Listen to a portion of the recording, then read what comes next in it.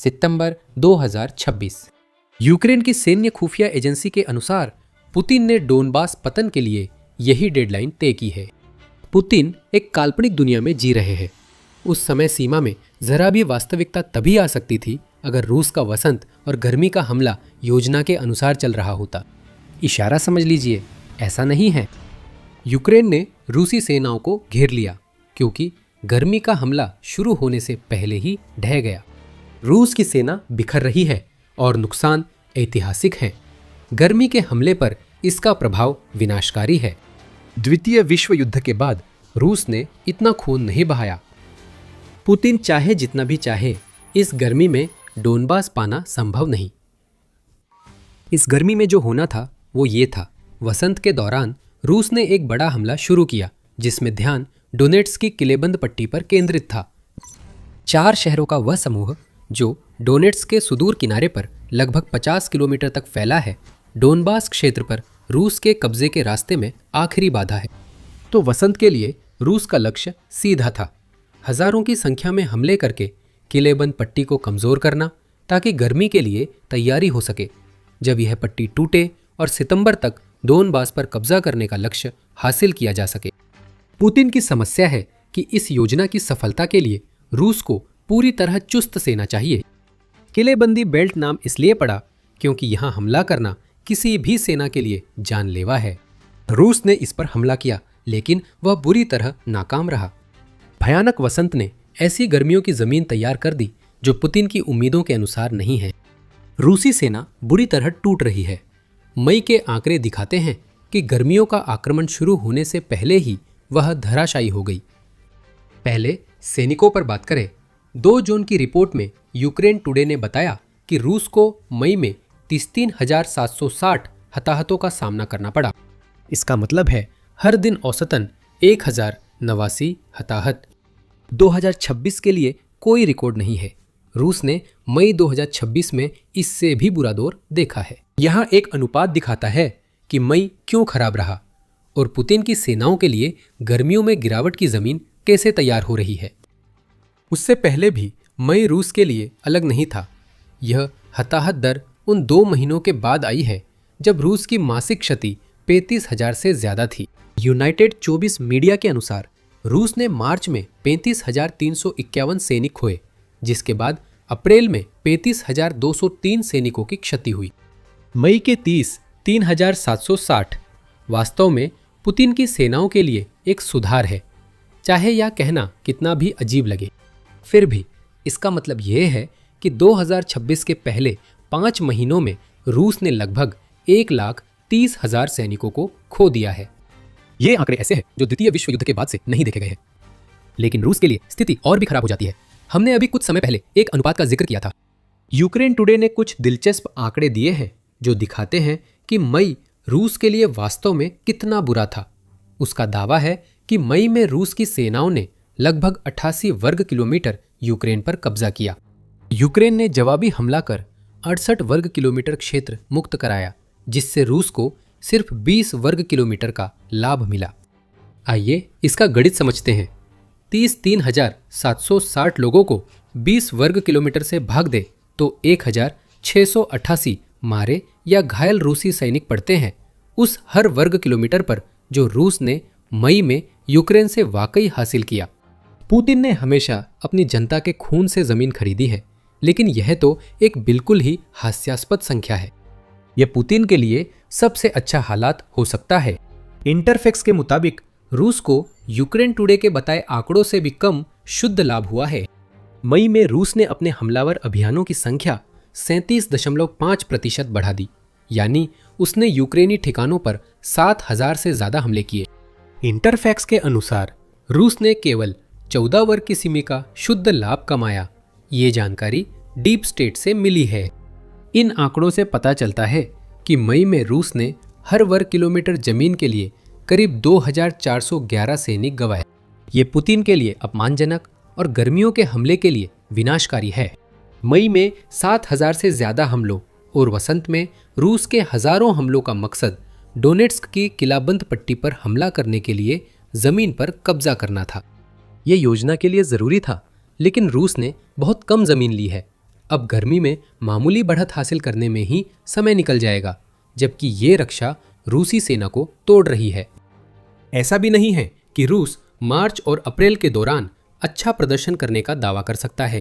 युद्ध अध्ययन संस्थान ISW के अनुसार रूस ने मार्च में यूक्रेन में सिर्फ 23.04 वर्ग किमी की शुद्ध बढ़त हासिल की, अगर वे घुसपैठ की कोशिशें न गिने जिनसे कोई इलाका नहीं मिला। अप्रैल में रूस को 116.01 वर्ग किलोमीटर का शुद्ध नुकसान हुआ। अगर हम इन सब को जोड़ें तो इसका मतलब है कि वसंत ऋतु में रूस वास्तव में लगभग 80 वर्ग किलोमीटर पीछे है। यही रूस की गर्मियों की तैयारी है। वसंत में क्षेत्र की हानि और लगभग 1 लाख सैनिक मारे या घायल हुए। अगर रूस की 2025 की प्रगति दर से तुलना करें तो पुतिन रो पड़ेंगे। यूक्रेन टुडे का कहना है कि 2025 की वसंत में रूस हर महीने लगभग 400-500 वर्ग किलोमीटर क्षेत्र पर कब्जा कर रहा था, उतनी ही हानि के साथ। ये बिल्कुल प्रभावशाली नहीं था। रूस की प्रगति भी धीमी थी। अब तो प्रगति की दर इतनी भी नहीं रह गई है। हालात बदल चुके हैं। रूस जमीन खोते हुए हजारों सैनिकों की कुर्बानी दे रहा है। मई में शुद्ध क्षेत्रीय लाभ के हिसाब से कब्जा किए इलाकों की दर हर महीने की तुलना में लगभग 25 गुना घट गई। द्वितीय विश्व युद्ध के बाद रूस ने इतनी बड़ी क्षति नहीं झेली थी, जबकि तब वह विजेता था। साफ कहूं तो वसंत ऋतु में जो हुआ वह पुतिन के लिए कोई हैरानी की बात नहीं होनी चाहिए थी।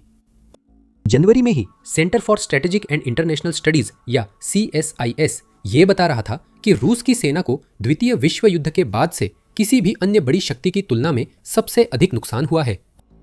उस समय युद्ध में रूस की कुल हताहतों की संख्या लगभग 12 लाख थी। यूक्रेन के वित्त मंत्रालय के मुताबिक ये संख्या अब 13.7 लाख के पास है। CSIS ने जनवरी में कहा था कि रूस ने द्वितीय विश्व युद्ध के बाद किसी भी बड़े देश की तुलना में किसी भी युद्ध में सबसे अधिक हताहतों का सामना किया है और उसकी सेना का प्रदर्शन भी खराब रहा है, जिसमें ऐतिहासिक रूप से धीमी गति से आगे बढ़ना और पिछले 2 वर्षों में अपनी कोशिशों के बावजूद बहुत कम नया इलाका हासिल करना शामिल है। पुतिन के चमचे अब और भी बदतर हो गए हैं। जनशक्ति और क्षेत्र में रूस ने ग्रीष्मकालीन आक्रमण की बेहद खराब शुरुआत की है। रूस को ऐसे क्षेत्र की जरूरत थी जिसे वह डोनेट्स्क किलेबंदी बेल्ट पर हमलों के लिए एक लॉन्चपैड के रूप में इस्तेमाल कर सके। रूस के पास वह क्षेत्र नहीं है। पुतिन की पसंदीदा मांस की चक्की रणनीति जारी रखने के लिए रूस को और सैनिक चाहिए थे, लेकिन 3 महीने में 1 लाख से ज्यादा सैनिकों का नुकसान हुआ है। उसके पास अभी भी कई सैनिक हैं, लेकिन वो कम प्रशिक्षित रिजर्व सैनिकों को यूक्रेन के विशाल मारक क्षेत्रों में भेज रहा है, जिससे कोई प्रगति नहीं होती। यही चीजें दिलचस्प होती है। रूस को यूक्रेन पर गर्मियों में रणनीतिक बढ़त के लिए युद्ध में बख्तरबंद गाड़ियां लानी होंगी। यंत्रीकृत हमलों को उन सैनिकों का समर्थन देना होगा जिन्हें पुतिन हमले के लिए भेज रहे हैं, जिसका मतलब है कि रूस को अपने टैंकों की सुरक्षा करनी होगी ताकि वे यूक्रेनी रक्षा को नष्ट करने के लिए इस्तेमाल किए जा सकें। ऊपरी तौर पर ऐसा लगता है कि रूस यही कर रहा है, लेकिन सब कुछ वैसा नहीं है जैसा दिखता है। यूक्रेन टुडे के आंकड़ों के मुताबिक रूस ने मई में 63 मुख्य युद्धक टैंक गंवाए। ये रूस के लिए अब तक का सबसे कम आंकड़ा है, जो शायद पुतिन को मुस्कुराने के लिए काफी हो सकता है। अगर आप यूक्रेन में वास्तव में क्या हो रहा है इस पर ध्यान नहीं दे रहे हैं, तो नुकसान की यह कम संख्या ऐसा प्रतीत करा सकती है जैसे रूस ने अपनी यंत्रीकृत रणनीति को इस हद तक ढाल लिया है कि वह आखिरकार अपने टैंकों को यूक्रेन के ड्रोन और टैंक रोधी हथियारों से बचाने में सफल हो रहा है। असल में ऐसा नहीं हो रहा है। सिर्फ 63 टैंक होना उतनी अच्छी खबर नहीं है जितनी दिखती है, क्योंकि ये वास्तव में हमें दिखाता है कि रूस ने बस अपने टैंकों का हमलों में इस्तेमाल ही नहीं किया है। हमें इसका संकेत उन क्षेत्रीय आंकड़ों से मिलता है जो हमने पहले साझा किए थे। अगर टैंक इस्तेमाल हो रहे होते तो ये आंकड़े बहुत ज़्यादा होते। ये तथ्य कि रूस लगातार जमीन खो रहा है, इसका मतलब है कि उसने कोई नई शानदार टैंक रणनीति नहीं खोजी है। रूस अब टैंकों का इस्तेमाल वैसे नहीं कर रहा जैसा पहले करता था, और इसका श्रेय यूक्रेन की उस क्षमता को जाता है जिसने रूस के टैंकों को तबाह कर दिया। रूस के पास टैंक पूरी तरह खत्म नहीं हुए हैं, लेकिन यूक्रेन के वित्त मंत्रालय के अनुसार युद्ध शुरू होने से अब तक रूस करीब 12,000 टैंक खो चुका है। इसके अलावा इस बात को लेकर भी काफी चर्चा हुई है कि रूस अपने सोवियत काल के भंडार से भारी मात्रा में टैंक निकाल रहा है ताकि उसके पास मैदान में टैंक बने रहे, और अब वो भंडार भी कम होते जा रहे हैं। हालांकि रूस को अभी भी टैंक मिल रहे हैं। यूरोमाइडन प्रेस की 9 मई की रिपोर्ट के मुताबिक T-90M टैंकों की डिलीवरी जारी है, जिन्हें पुतिन ने दुनिया का बेहतरीन मुख्य युद्धक टैंक कहा। रूस T-80 और T-72 टैंक भी बना रहा है, जो सोवियत युग के उन्नत प्लेटफॉर्म हैं और यूक्रेन में खूब इस्तेमाल हुए हैं। रूस ने अपने T-14 अर्माटा टैंक के बारे में भी तेजी से बात की है। हालांकि यूक्रेन के युद्ध क्षेत्र में उस टैंक को लाने में वह काफी धीमा रहा है। मुद्दा यह है कि टैंक बन रहे हैं, पर उतनी तेजी से नहीं जितनी रूस को नुकसान की भरपाई के लिए जरूरी है। तो ऐसा क्यों हो रहा है? रूस इस आक्रमण के दौरान पहले की तुलना में कम टैंक क्यों तैनात कर रहा है? इसका जवाब एक शब्द में दिया जा सकता है, डर। रूस के पास टैंक है, लेकिन उनके इस्तेमाल से डरता है, जैसा T-14 की कहानी में दिखता है। जुलाई 2025 के एक लेख में डिफेंस मैगजीन ने लिखा कि T-14 ने युद्ध में अब तक भाग नहीं लिया है। लेख के अनुसार रूसी अधिकारी T-14 टैंक को पीछे इसलिए रख रहे हैं क्योंकि वे अब तक यूक्रेन की जमीन पर भेजे गए रूसी हथियारों का जो हाल हुआ है उसे देखकर उसके असली प्रदर्शन को उजागर करने से डरते हैं। रूस कह सकता है कि T-14 दुनिया के बेहतरीन टैंकों में है और इसी के आधार पर खरीदारों को बेच सकता है। अगर T-14 में खामियां हैं, रूस उन्हें छुपाना चाहता है। यूक्रेन खामियां उजागर करेगा तो T-14, जिसे रूस ने 2015 की विजय दिवस परेड में पेश किया था, अब कहीं नजर नहीं आता। कोई नहीं जानता कि वह टैंक अपनी चर्चा पर खरा उतर सकता है या नहीं, और रूस यूक्रेन को दुनिया को इसका जवाब देने का मौका नहीं देना चाहता। हम T-90 के साथ भी ऐसी ही स्थिति देखते हैं, जिसे दुनिया का सबसे बेहतरीन टैंक माना जाता है। उसने कम से कम यूक्रेन में कम से कम युद्ध में इस्तेमाल तो हुआ है, लेकिन ये वो गेम चेंजर नहीं रहा जैसा रूस दावा करता है। कमियां उजागर हो गई है। T-90 का गोला बारूद टैंक के क्रू एरिया के अंदर कैरोसेल में रखा जाता है। कैरोसेल पर एक वार से पूरा टैंक आग की चपेट में आ जाता है और क्रू घातक लपटों में फंस जाता है। कई मामलों में T-90 के टर्रेट पर हमला होने पर वह बेकाबू घूमने लगता है, जिससे सॉफ्टवेयर की गंभीर खामी उजागर होती है और टैंक हमले से बचने के बाद भी बेकार हो जाता है। और यही एक बात है, T-90 बच नहीं रहे। वे यूक्रेन में जा रहे हैं और नष्ट हो रहे हैं, जैसे पुराने सोवियत मॉडल जिन पर रूस ने युद्ध के दौरान भरोसा किया। इन सब का नतीजा यह है कि रूस अब कम मैकेनाइज्ड हमला कर रहा है। जब भी वह कोशिश करता है, पुतिन के चमचे अक्सर मना कर देते हैं। अप्रैल में खार्किव में गुआर मीडिया ने बताया कि रूसी सेनाएं यूक्रेन के ड्रोन के डर से टैंकों व बख्तरबंद वाहनों से हमले करने से साफ इनकार कर रही थी। छोटे छोटे समूहों में घुसपैठ करना पसंदीदा रणनीति है, क्योंकि इन समूहों को ड्रोन के लिए निशाना बनाना मुश्किल होता है, बजाय इसके कि युद्ध के मैदान में बड़े बख्तरबंद वाहन आगे बढ़ रहे हों। 63 टैंकों के नष्ट होने का न्यूनतम रिकॉर्ड दिखाता है कि यूक्रेन ने रूस की युद्ध क्षेत्रीय बढ़त को खत्म कर दिया है। अगर युद्ध की लागत देखें तो ये समझ में आता है। एक ड्रोन जिसे यूक्रेन केवल $500 में बना सकता है, अब उन टैंकों को नष्ट करने में सक्षम है जिनकी कीमत कई मिलियन डॉलर होती है। यूक्रेन के लिए निवेश पर लाभ बहुत बड़ा है और ये रूस के लिए आर्थिक रूप से बहुत नुकसानदायक है। जहां तक गर्मियों का सवाल है, इसका मतलब ये है कि रूस गर्मियों के महीनों में भी वसंत ऋतु की तुलना में कोई खास बेहतर प्रदर्शन नहीं करेगा। पुतिन की डोनबास के लिए तय सितंबर की समय सीमा से पहले बड़ी यूक्रेनी बस्तियों पर कब्जा करने का कोई मौका पाने के लिए रूस को मैकेनाइज्ड हमला करना होगा, लेकिन ये हमले हो नहीं रहे हैं और जब भी कोशिश की जा रही है वे नाकाम हो रहे हैं। रूस की सेनाएं धीमे पैदल हमलों तक सीमित हैं, जो असली बढ़त हासिल करने जितना ही यूक्रेन के ड्रोन से बचने के लिए किए जाते हैं। इलाका उस सेना के सामने नहीं गिरता जो मुश्किल से आगे बढ़ पा रही हो। और सिर्फ टैंक ही रूस के लिए समस्या नहीं है। जैसे जैसे गर्मी बढ़ रही है, देश के वाहनों की स्थिति भी ज्यादा बेहतर नहीं है। मई में रूस के बख्तरबंद वाहनों के नुकसान में खास बदलाव नहीं आया। यूक्रेन टुडे बताता है कि रूस ने 163 तरह के वाहन खोए, जो 2025 की गर्मी में हर महीने रूस के खोने वाले बख्तरबंद वाहनों के बराबर है। अगर आप सोच रहे हैं कि यूक्रेन ने इस मामले में रिकॉर्ड क्यों नहीं तोड़ा, तो वही समस्याएं जो रूस के टैंकों के इस्तेमाल पर लागू होती है वही उसकी बख्तरबंद गाड़ियों पर भी लागू होती है।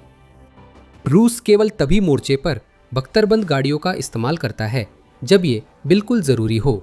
यूक्रेन के ड्रोन हर जगह हैं और वे इन बड़े धातु के लक्ष्यों को उतनी ही आसानी से निशाना बना सकते हैं जितना कि वे टैंकों पर हमला कर सकते हैं। हालांकि जब बात रूसी गर्मी के हमले के ठीक से शुरू होने से पहले ही विफल होने की आती है, तो कहानी का सबसे महत्वपूर्ण हिस्सा बख्तरबंद गाड़ियां नहीं है। असल कहानी मोर्चे के पीछे है, जहां रूस की दूसरी गाड़ियां रोज चकनाचूर हो रही है। यूक्रेन की रणनीति का यह पहलू गर्मी के मौसम में वाकई खेल बदलने वाला साबित हो रहा है। लेकिन इससे पहले कि हम आपको कारण समझाएं, आप देख रहे हैं द मिलिट्री शो। अगर आपको चैनल से जानकारी मिल रही है तो सब्सक्राइब बटन दबाएं ताकि आप आगे आने वाली कोई भी चीज मिस न करें। बख्तरबंद वाहन गर्मी में बड़ा कारक नहीं बनेंगे। यूक्रेन उन्हें तभी निशाना बनाता है जब वे मिलते हैं, लेकिन अब वे मोर्चे पर टैंकों जैसे दुर्लभ हैं। हालांकि मोर्चे से दर्जनों किलोमीटर पीछे रूस कई अन्य प्रकार के वाहनों का भरपूर इस्तेमाल करता है। ट्रक, परिवहन उपकरण और ईंधन जो अंततः मोर्चे पहुंचते हैं। रूसी सैनिकों को मोर्चे के पीछे ले जाने के लिए साधारण कारें इस्तेमाल होती हैं। रूस ने नजदीकी पीछे के इलाकों में एक विशाल रसद अभियान चला रखा है और ये उन सभी चीजों के लिए जरूरी है जिन्हें पुतिन अपने गुर्गों से गर्मियों के दौरान हासिल करवाना चाहते हैं। आप समझ सकते हैं कि हम किस ओर इशारा कर रहे हैं। मई में यूक्रेन ने रूस के रसद नेटवर्क के वाहनों को नष्ट करने में रिकॉर्ड तोड़ा है। 31 मई को यूक्रेन ने कुछ असाधारण किया। यह मेत्सा के रोजाना आंकड़ों में छुपी थी, लेकिन रूसी रसद के लिए बहुत महत्वपूर्ण है। 31 मई को यूक्रेन ने फ्रंट लाइन के पीछे रूस के 524 मोटर वाहन और ईंधन टैंकर नष्ट कर दिए। ये एक नया दैनिक रिकॉर्ड था और ये तब आया जब यूक्रेन ने 2 दिन पहले ही इस खास प्रकार के लक्ष्य को नष्ट करने का अपना रिकॉर्ड तोड़ दिया था। 29 मई को यूक्रेन ने रूस के 483 वाहन नष्ट कर दिए। महीने के अंत तक 31 मई के आंकड़ों को ध्यान में रखते हुए रूस के वाहनों और ईंधन टैंकरों की हानि 8000 से अधिक हो गई थी। गर्मियों में रूस के अपने लक्ष्यों को हासिल करने में आसन्न विफलता के संदर्भ में ये क्यों महत्वपूर्ण है? 2 शब्द, लॉजिस्टिक्स, लॉकडाउन। ये यूक्रेन द्वारा बनाए गए एक कार्यक्रम का अनौपचारिक नाम है जिसका लक्ष्य रूसी लॉजिस्टिक्स को फ्रंट लाइन के पीछे नष्ट करना है। हर महीने हजारों वाहन और टैंकर नष्ट करना इस कार्यक्रम का अहम हिस्सा है। रूस मोर्चे पर और उसके आसपास मौजूद सैनिकों तक उपकरण और ईंधन पहुंचाने के लिए वाहनों व टैंकरों का प्रयोग करता है। जब वाहन नष्ट होते हैं तो डोनेट्स्क की किलेबंद पट्टी और यूक्रेन के अन्य क्षेत्रों में कम आपूर्ति सैनिकों तक पहुंचती है, जहां पुतिन अपनी सेनाओं को आगे बढ़ाना चाहते हैं। नतीजा वही नुकसान और मामूली क्षेत्रीय बढ़त है, जैसा हमने बताया था। ये सिर्फ यूक्रेन की दुर्जय रक्षा व्यवस्था ही नहीं है जो रूस को द्वितीय विश्व युद्ध के बाद से किसी भी बड़ी सेना से भी बदतर प्रदर्शन करने पर मजबूर कर रही है। यूक्रेन के मोर्चे पर डटे रक्षकों का काम इसलिए आसान हो रहा है क्योंकि पीछे के इलाकों में हो रहे हमलों की वजह से रूस की सेना को वह गोला बारूद और बख्तरबंद वाहन नहीं मिल पा रहे हैं जिनकी उन्हें और मजबूत हमले करने के लिए जरूरत है। यूक्रेन उन सैन्य इकाइयों में निवेश कर रहा है जो ये रणनीति अपना रही है। यूक्रेन रक्षा मंत्रालय के मुताबिक लगभग $113 मिलियन लॉजिस्टिक्स लॉकडाउन कार्यक्रम के लिए रखे गए हैं और पहली किस्त उन इकाइयों को दी गई है जिन्होंने रूसी लॉजिस्टिक्स को मोर्चे के पीछे तहस नहस किया है। रूस के इतने सारे लॉजिस्टिकल वाहनों का नष्ट होना एक बहुत बड़े कार्यक्रम का सिर्फ एक छोटा सा हिस्सा है जिसे गर्मियों के हमले को कमजोर करने के लिए तैयार किया गया है।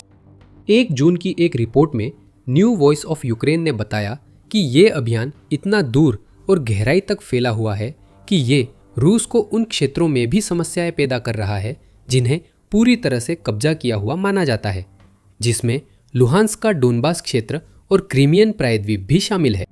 यूक्रेन की 3rd आर्मी कोर्प्स ने कहा कि अब लुहांस्क के आसमान पर यूक्रेन का कब्जा है, जबकि रूस इसे अपने नियंत्रण में मानता है।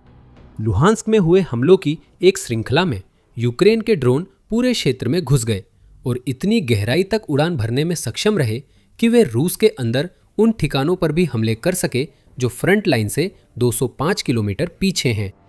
रूस की वायु रक्षा हमलों को रोकने में असफल रही। आगे कारण बताएंगे।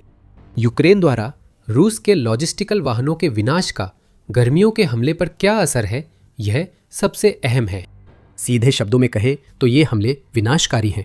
कब्जे वाले इलाकों में लॉजिस्टिकल नोड्स बंद हो रहे हैं। भले ही रूस वैकल्पिक रास्ते ढूंढ ले, फिर भी उसे सप्लाई और सैनिकों को मोर्चे तक पहुंचाने में देरी करनी पड़ रही है। अब यूक्रेन में रूस के लिए कोई सुरक्षित क्षेत्र नहीं बचा। यूक्रेन के ड्रोन किसी भी चीज को निशाना बना सकते हैं और रिकॉर्ड संख्या में वाहनों का नष्ट होना रूस के लिए संकेत है कि गर्मी में उसकी सेना को मुश्किल होगी। अब हम तोपखाने पर आते हैं। रूस को यूक्रेन के रक्षात्मक ठिकानों पर गोलाबारी के लिए तोपखाने चाहिए, जो सामान्य जमीनी रणनीति है। पैदल सेना को तोपखाने का समर्थन मिलता है, जो फायर सपोर्ट प्रदान करता है, जिससे यूक्रेन की रक्षा इतनी कमजोर हो जाती है कि जमीनी सैनिक मोर्चा तोड़ सके। रूस की रणनीति में कुछ नया नहीं है और यह तभी तक चलती है जब आपके पास काफी तोपखाना हो। आप शायद पहले ही अंदाजा लगा सकते हैं कि हम किस मुद्दे की बात करने वाले हैं। यूक्रेन टुडे का कहना है कि रूस ने मई में 1993 तोपखाने के उपकरण खो दिए, जो एक और रिकॉर्ड ऊंचाई है। और इन नुकसानों के इतने ज्यादा होने की वजह वही रणनीति है जिसे हमने अभी बताया। रूस को जमीनी सेना के फायर सपोर्ट के लिए तोपें चाहिए। रूस की समस्या है कि उसका अधिकतर आधुनिक तोपखाना पहले ही खप चुका है। यूक्रेन टुडे के अनुसार रूस के पास अब मुख्य रूप से सोवियत युग के पुराने तोपखाने बचे हैं, जिनमें से अधिकतर घसीटने वाले हैं और कुछ ऐसे जुगाड़ू हथियार हैं जिन्हें रूस आनन फानन में बना रहा है। इन हथियारों की मारक दूरी उनके आधुनिक समकक्षों से कम है, यानी इन्हें असर दिखाने के लिए मोर्चे के बहुत करीब लाना पड़ता है और साथ ही इनमें बिल्कुल भी गतिशीलता नहीं है। यूक्रेन के ड्रोन रूस के टैंकों और वाहनों के लिए इतनी बड़ी समस्या है कि उन्हें मोर्चे से हटाया जा रहा है। सोचिए, ये स्थिर तोपखाने इकाइयों को कितना नुकसान पहुंचा सकते हैं। आपको कल्पना करने की जरूरत नहीं है, क्योंकि आंकड़े खुद ही सब कुछ बता देते हैं।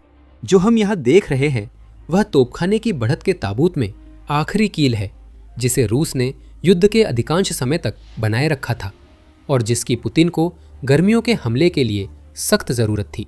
यूक्रेन ने तोपखाने के मोर्चे पर बाजी पलटनी मई 2025 में शुरू की थी। उस महीने प्रावदा ने अटकल लगाई थी कि रूस के पास मोर्चे पर भेजने के लिए तोपखाने की कमी होने लगी है। ठीक वही समस्या जो देश की टैंक रणनीति को प्रभावित कर रही थी, यहां भी देखने को मिली। रूस यूक्रेन में नष्ट हो रहे सोवियत युग के सीमित भंडारों का उपयोग कर रहा था। प्रावदा ने उस समय कहा था कि रूस की नई तोपखाना प्रणालियों और बैरल्स का उत्पादन मोर्चे पर हो रहे नुकसान की भरपाई की जरूरतों को पूरा नहीं कर पा रहा था। और वाकई हमने पहले ही देखना शुरू कर दिया था कि इसका नतीजा रूस की तोपखाना में बढ़त कम होने लगी थी। पिछले फरवरी में यूक्रेन की सशस्त्र सेनाओं के कमांडर इन चीफ अलेक्जेंडर सिरस्की ने खुलासा किया था कि रूस की तोपखाना में बढ़त पहले जहां यूक्रेन की हर एक तोप के मुकाबले 10 थी, वो अब कुछ मोर्चों पर घटकर सिर्फ 2 बनाम 1 रह गई है। यूक्रेन के ड्रोन मुख्य कारण थे और तब से रूसी तोपखाने को लगातार तबाह कर रहे हैं। आधुनिक युद्ध क्षेत्र में तोपखाना अब भी अपनी भूमिका निभाता है, लेकिन हजारों की संख्या में उड़ते ड्रोन की वजह से तोपखाने के लिए बिना अपनी स्थिति बताए फायर करना अब बहुत मुश्किल हो गया है। और एक बार जब ड्रोन ऑपरेटर को पता चल जाता है कि रूसी तोपखाने की यूनिट कहाँ है, तो एक तेज और हवा में उड़ने वाले ड्रोन और एक पुराने सोवियत काल के तोपखाने सिस्टम के बीच सिर्फ एक ही विजेता होगा। हर बार तोपखाना ही हारता है। 2025 में शुरू हुई इन कमियों और रूस की यूक्रेन के ड्रोन का मुकाबला करने में असमर्थता ने मई में रूस को हुई रिकॉर्ड तोपखाने की क्षति को और भी विनाशकारी बना दिया है। ये वे यूनिट्स है जो रूस वापस नहीं पा सकता या फिर भर नहीं सकता। गर्मी में यूक्रेन द्वारा रूस की कई तोपें नष्ट करने से रूस को फायर सपोर्ट की गंभीर कमी झेलनी पड़ेगी। हमने इसे रूस के भारी नुकसान और वसंत में उसकी मामूली उपलब्धियों में देखा है। जैसे जैसे युद्ध गर्मियों में और गहराता जाएगा, रूस के लिए इनमें से कुछ भी बेहतर नहीं होने वाला है। ठीक है, पुतिन शायद सोच सकते हैं तोपखाना वहां नहीं है जहां मुझे चाहिए, लेकिन रूस के पास अभी भी कई मल्टीपल लॉन्च रॉकेट सिस्टम हैं जिनका हम इस्तेमाल कर सकते हैं ताकि फायर सपोर्ट दिया जा सके और यूक्रेन के पीछे के इलाकों पर हमला किया जा सके। क्या वाकई ऐसा है? मई में MLRS की हानि 2023 की गर्मियों के जवाबी हमले के बाद से उतनी ही रही, जिससे लगता है कि रूस इन प्रणालियों पर गर्मियों के आक्रमण के लिए भरोसा नहीं कर सकेगा। यूक्रेन टुडे के अनुसार रूस ने मई में 63 MLRS यूनिट्स खो दी। ये 2023 के बाद मासिक MLRS नुकसान की सबसे बड़ी संख्या है। इससे अधिक केवल जुलाई 2023 में 67 और नवंबर 2023 में एक और बड़े हमले के दौरान 66 यूनिट्स रूस ने खोई थी। रूसी तोपखाने की तरह ही 2024 की शुरुआत में ही संकेत मिलने लगे थे कि MLRS सिस्टम्स वो असर नहीं दिखा पा रहे थे जिसकी पुतिन को जरूरत थी। UAWI ने साल के अंत में बताया कि यूक्रेन ने रूसी MLRS की रिकॉर्ड कम संख्या नष्ट की।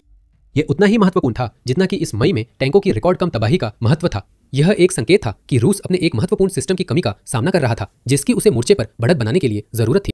MLRS की संख्या में गिरावट रूसी सेना के हथियार भंडार में कमी दर्शाती है। UAWI ने कहा था कि रॉकेट आर्टिलरी रूसी दबाव का मुख्य हथियार है। यह एक गंभीर संकेत है। दिसंबर 2024 में आई दूसरी रिपोर्ट में कहा गया कि 13 दिसंबर तक रूस ने कोई MLRS यूनिट नहीं गंवाई थी।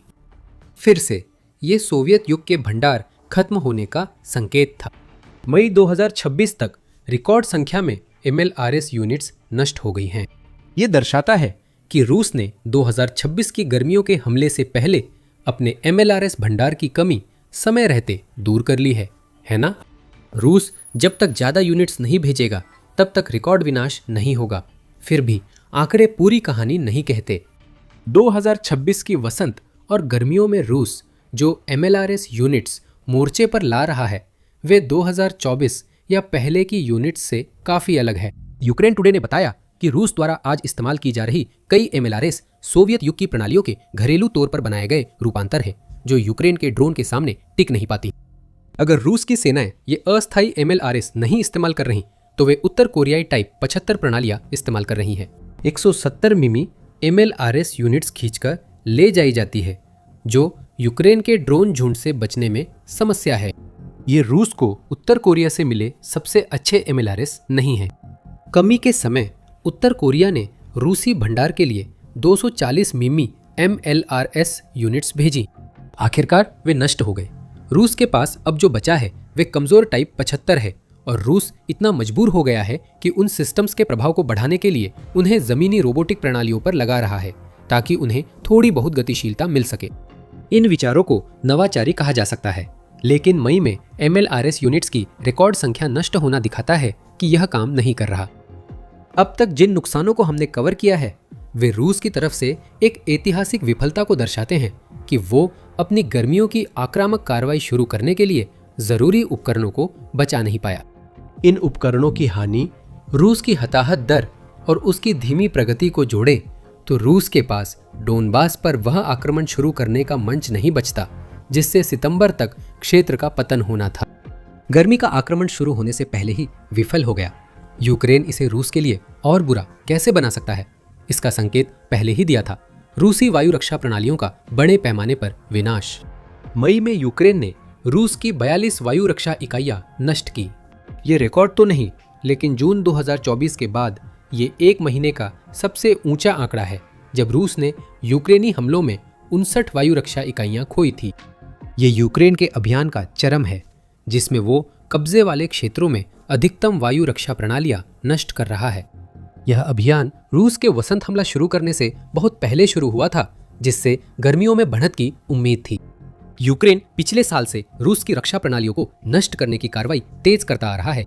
मार्च से 10 मई तक यूक्रेन ने 37 रूसी वायु रक्षा प्रणालियां, इलेक्ट्रॉनिक युद्ध उपकरण और रडार नष्ट किए जो अक्टूबर 2025 में नष्ट की गई संख्या से दुगुना है कि पोस्ट की रिपोर्ट के अनुसार।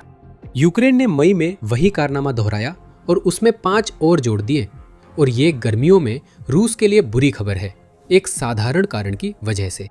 वायु रक्षा प्रणालियां खोने से यूक्रेन के मध्यम व लंबी दूरी के हमलों के लिए रास्ता खुल जाता है। क्या आपको याद है मई में यूक्रेन ने रूस के वाहनों पर रिकॉर्ड हमले किए थे? क्या आप जानते हैं लुहांस्क के आसमान में यूक्रेन के ड्रोन उड़ान को लेकर 3rd आर्मी कॉर्प्स ने कहा था कि अब लुहांस्क के आसमान पर यूक्रेन का नियंत्रण है। अगर यूक्रेन ने रूस की वायु रक्षा प्रणाली को पहले नष्ट करने का अभियान न चलाया होता तो ये उपलब्धियां संभव नहीं थी। हर सिस्टम गिरने पर यूक्रेन को कब्जे वाले इलाकों और रूस में हमले के लिए नया हवाई रास्ता मिल जाता है। ये हमले रूसी युद्ध मशीन को कमजोर करते हैं। हम इसे उन लॉजिस्टिकल पहलुओं में देखते हैं जिन पर हम पहले ही चर्चा कर चुके हैं। यूक्रेन द्वारा पुतिन के क्षेत्र में रूसी तेल और सैन्य उद्योग पर हर हमला यूक्रेन के भीतर रूस की वायु रक्षा के ध्वस्त हो जाने से जुड़ा है। जैसे जैसे पीछे के इलाकों में और अधिक बुनियादी ढांचा और उपकरण नष्ट होते हैं, रूस मोर्चे पर कमजोर होता जाता है। मई ने हमें दिखा दिया है कि रूस की वायु रक्षा प्रणाली के मामले में यूक्रेन धीमा पड़ने के मूड में बिल्कुल नहीं है, बल्कि यूक्रेन अपनी कोशिशें और तेज कर रहा है। इस गर्मी में इसका नतीजा युद्ध के मैदान पर साफ दिखाई देगा। और ज्यादा नाकाम हमले, और ज्यादा उपकरण जलते हुए, और ज्यादा बढ़त यूक्रेन के पक्ष में होगी, क्योंकि रूस उन लक्ष्यों के करीब भी नहीं पहुंच पाएगा जो पुतिन ने गर्मी के लिए तय किए हैं। सीधे कहे तो रूस के गर्मी के लक्ष्य नामुमकिन हैं। पुतिन को अब निकलने का रास्ता चाहिए, क्योंकि यूक्रेन युद्ध का हालिया चरण रूस के लिए 2023 की गर्मी के बाद सबसे असफल रहा है। जमीन पर हमला नाकाम होने पर रूस ने नागरिकों पर हमले बढ़ा दिए हैं। 2 जून को रूस ने पूरे यूक्रेन में 73 मिसाइलों और 656 ड्रोन के साथ एक हवाई हमला शुरू किया। अटलांटिक काउंसिल के मुताबिक ये हमला इसलिए अहम था क्योंकि इसमें इस्तेमाल की गई करीब 30 मिसाइलें बैलिस्टिक थी और इन हमलों में 100 से अधिक यूक्रेनी नागरिक मारे गए या घायल हुए। इस गर्मी में पुतिन के पास सिर्फ खुलेआम युद्ध अपराध बचे हैं, जो ऐसे ग्रीष्मकालीन आक्रमण की नाकामी छिपाने के लिए किए जा रहे हैं जो अभी तक शुरू भी नहीं हो पाया है। रूस की यूक्रेनी नागरिकों को निशाना बनाने की रणनीति सफल नहीं होगी। जैसे ही पुतिन अपनी सेना को द्वितीय विश्व युद्ध के स्तर के नुकसान झेलते हुए देखते हैं, यूक्रेन ने दिखा दिया है कि वह लंबी दूरी के मोर्चे पर बराबरी का जवाब दे सकता है। 2 जून से कुछ दिन पहले रूस ने हाइपरसोनिक ओरेशनिक सहित एक और हवाई हमला किया, जिस पर यूक्रेन ने तेज, सटीक और विनाशकारी प्रतिक्रिया दी। सब कुछ जानने के लिए हमारा वीडियो देखें और द मिलिट्री शो को सब्सक्राइब करें, क्योंकि हम रूसी ग्रीष्मकालीन आक्रमण और पुतिन की संभावित असफलताओं पर नजर रखेंगे। धन्यवाद।